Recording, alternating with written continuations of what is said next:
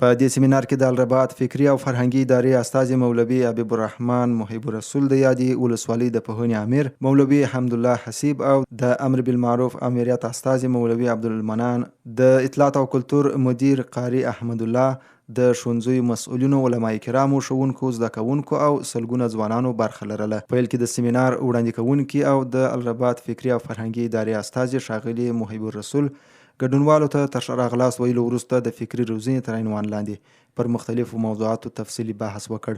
د فکري جګړې په اړه ګډونوالو ته پوهاوی ورکړ او ټینګار یې وکړ چې ځوانان باید د پردیو نظریاتو په وړاندې هوښیار پاتې سي او خپل دیني او کلتوري هویت وساتي. نوموړي زیاته کړه چې د دښمن پیژندنه یو مهم اصل دی، ځکه ترڅو چې د دښمن پیژندنه او تشخیص نه وي سوی، په وړاندې یې مقابله ناممکنه ده. همدارنګه ده وویل چې د ځوانانو او زده کوونکو لپاره د دښمن لخوا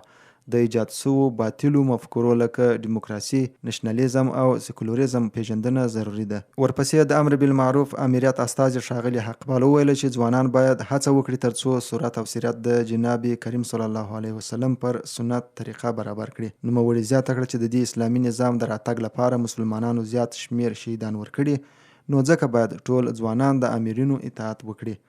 ځانونه پر شرعي طریقه برابر کړي او خلک له هغو کارونو او رواجونو څخه راوګرځوي چې د اسلام مبارک دین سره په ټکر کې وي. وروستیو کې ګډونوالو د یاد سیمینار له دایرولو څخه خوښي وښوده او د مسؤلینو څخه یې په راتلونکي کې د داسې نورو روزنیزو سیمینارونو غوښتنه هم وکړه ترڅو د دوی پوهه لا نوره زیاته سي.